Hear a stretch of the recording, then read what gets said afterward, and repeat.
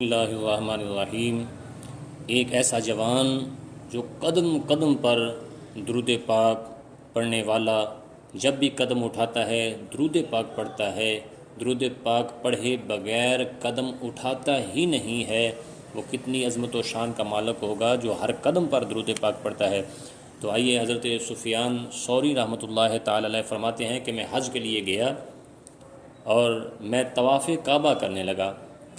جب میں نے طواف کعبہ شروع کیا تو میں نے دیکھا کہ ایک نوجوان میرے آگے آگے چل رہا ہے اور ہر قدم پر جب بھی قدم اٹھاتا ہے تو وہ پڑھتا ہے اللہم صلی علی محمد وعلی آل محمد صلی اللہ علیہ وسلم۔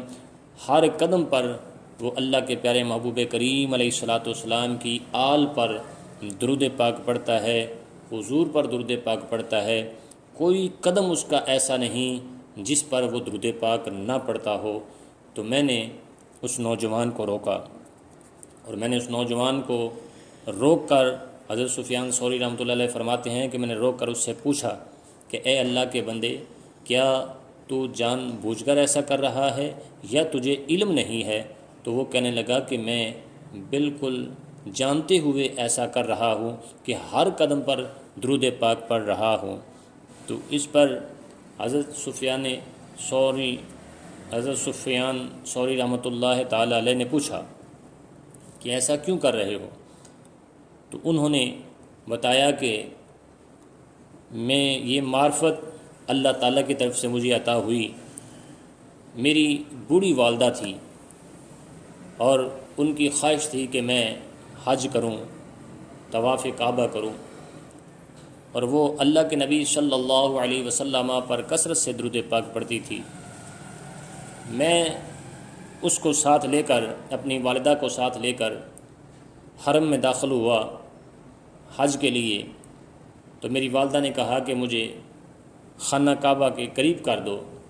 تو میں نے اللہ کے گھر کے قریب کیا۔ جیسے ہی داخل ہوا اللہ کے گھر کے قریب تو میری والدہ گر گئی، ان کے پیٹ پر بھی ورم آ گیا، چہرہ بھی ان کا سیاہ ہو گیا۔ تو اللہ کے حکم سے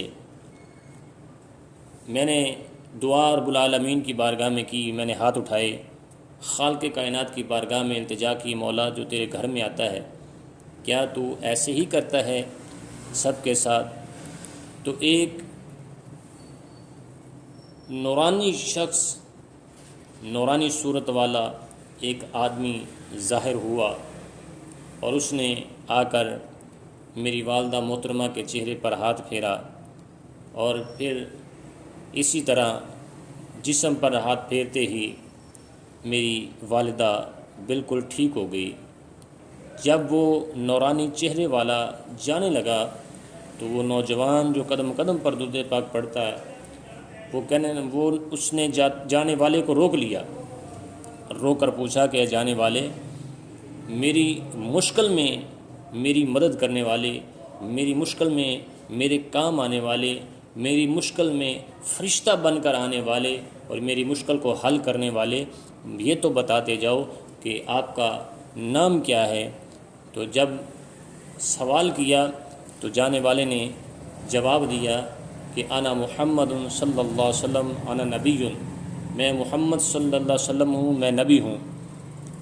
تو جب یہ اس نوجوان نے سنا تو وہ خوشی سے باغ باغ ہو گیا کہ اللہ کے پیارے محبوب کریم علیہ الصلاۃ والسلام کی مجھے زیارت نصیب ہو گئی۔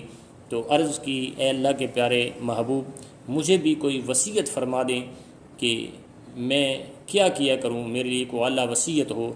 تو وہ نوجوان کہتا ہے کہ اللہ کے نبی صلی اللہ علیہ وسلم نے فرمایا کہ کوئی قدم نہ اٹھانا جب تک مجھ پر درود پاک نہ پڑھ لو، میری آل پر درود پاک نہ پڑھ لو۔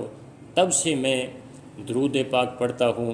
میری والدہ محترمہ بھی کثرت سے اللہ کے پیارے محبوب کریم علیہ الصلاۃ والسلام پر درود پاک پڑھتی تھیں۔ اس درود پاک کی برکت سے اگرچہ کہ باقی اعمال میں شاید اللہ کی گرفت میں آ گئی تھیں، لیکن درود پاک کی برکت سے اللہ تبارک و تعالی جل شانہ نے ان کی نجات فرما دی اور تمام مشکلیں ان کی حل کر دیں، اور وہ طواف کعبہ صحیح اپنے قدموں پر کھڑے ہو کر صحت یاب ہو کر کرنے لگیں۔ اور تب سے جب سے اللہ کے محبوب نے مجھے وصیت فرمائی ہے، میں تب تک قدم نہیں اٹھاتا جب تک میں درود پاک نہ پڑھ لوں۔ تو قدم قدم پر درود پاک پڑھنا اس نوجوان کا اتنا عظیم اور مقبول ہوا کہ اللہ تعالیٰ نے اسے معرفت سے نواز دیا۔